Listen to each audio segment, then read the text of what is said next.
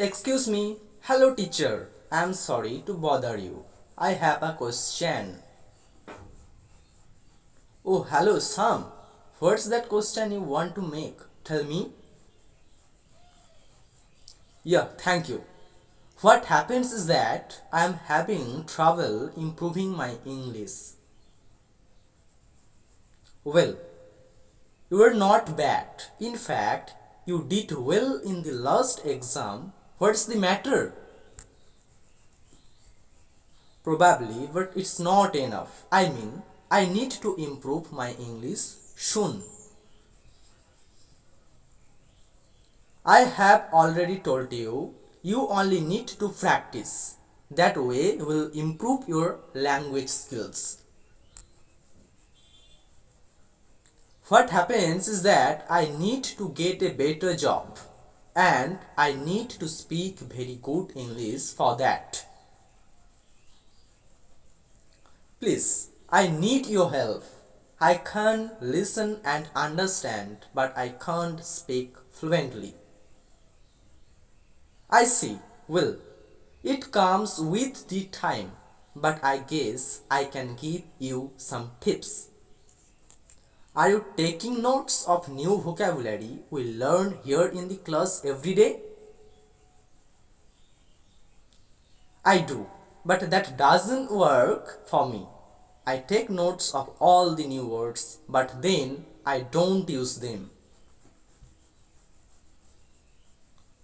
Then that's what you are doing wrong. It's not just about talking notes, Sam.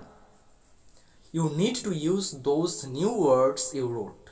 If you don't, then what good is that? Work on building your vocabulary every day by choosing new words. Those new words. Repeat is other word over and over to reinforce the memory of those new words. I will give you one example. Imagine you have learned the word house today. Then use it in a sentence. My house is beautiful, for example. Associate this new word with other words. Yeah, I remember you told us something about that last time.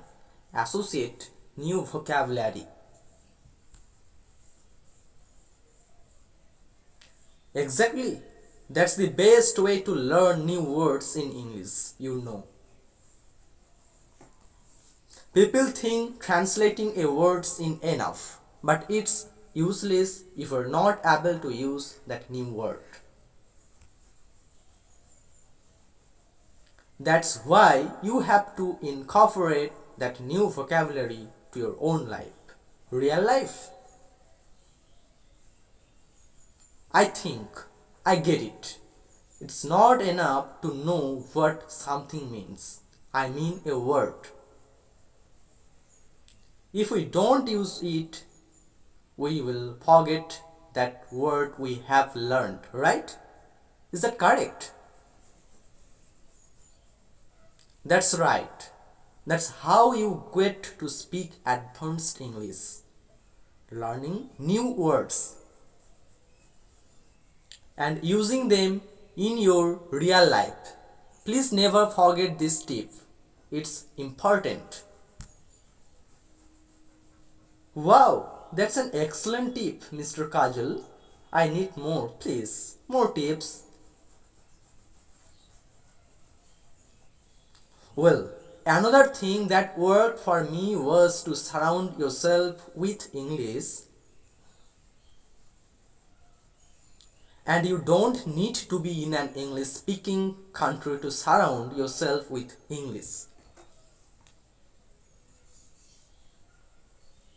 Find ways to make English part of your everyday life at home, like writing your shopping list.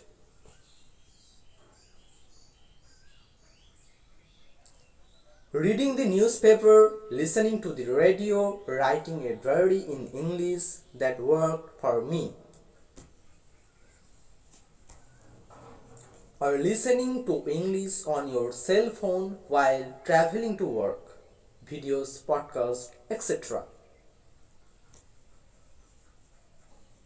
Yeah, I do that every day.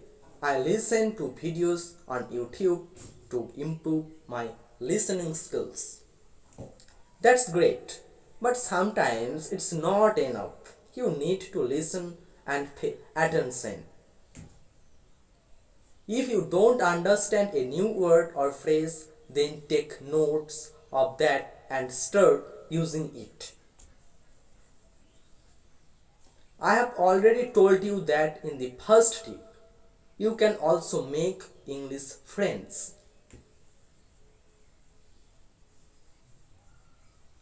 English friends? You mean people who speak English or who want to speak English?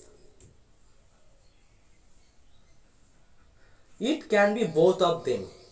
The idea is to get friends with your same goals, the same objectives. That way, you will help each other to improve your English by practicing and correcting your friends. I see.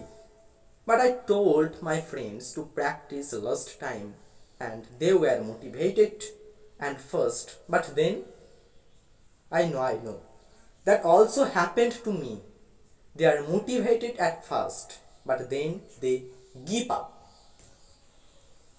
And that's normal because this is not something easy to do. It takes hard work. And not all of your friends are as motivated as we are some. Keep that on mind. Oh, before I forget it, motivation is something good, but it's not everything. Being motivated is good to start doing something, but you can't be motivated all the time. And when there's lack of motivation, you will need something really important: discipline. Discipline? I am disciplined. I always do my homework and project on time. Yeah, but that's because if you don't do them, you will probably get a bad score, right? Being disciplined is to commit to yourself, do what you have to do even you don't want to. Oh, I think I get it. I have a question.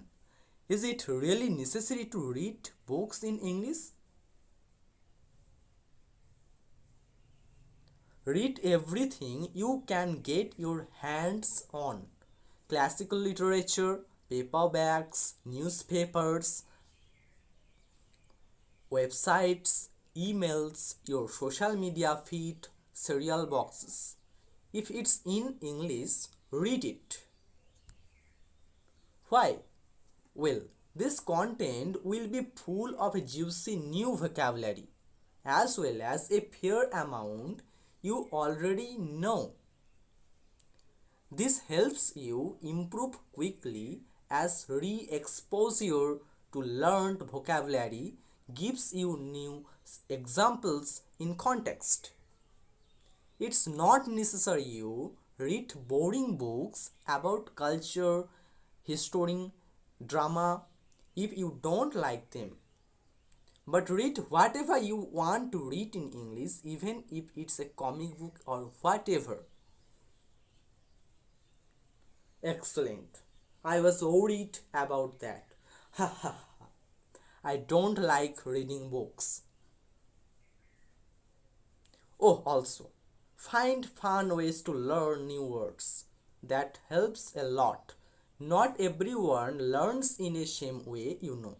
Some people like to read, others watch videos. If you like singing, then look up the words for your favorite English songs, rock, ballads, etc. Or if you remember what you see, write new words on post-it notes and stick them up around your house. Make funny example sentences or draw little pictures next to new vocabulary to help you remember it. I like that idea. And well, I like listening to music too. I can also do that. But remember, making it fun doesn't mean it's not serious. You have to be disciplined anyway. I get it. And teacher, one question. How often should I study or practice?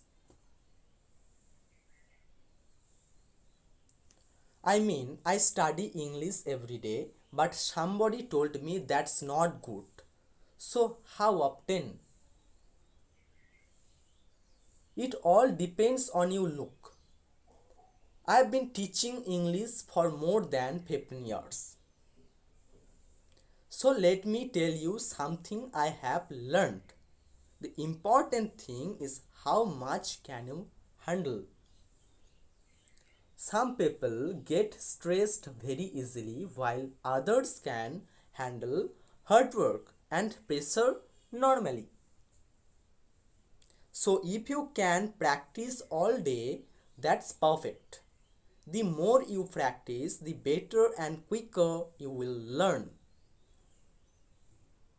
So don't listen to those people who tell you that you just need 2 hours a day, one day a week. It can probably work, but you will take many years to speak English. That's silly. If you want to accelerate your learning, then you need to add more hours to your practice. But also be realistic. Learning a language takes time. You can't make it in just a week or a month.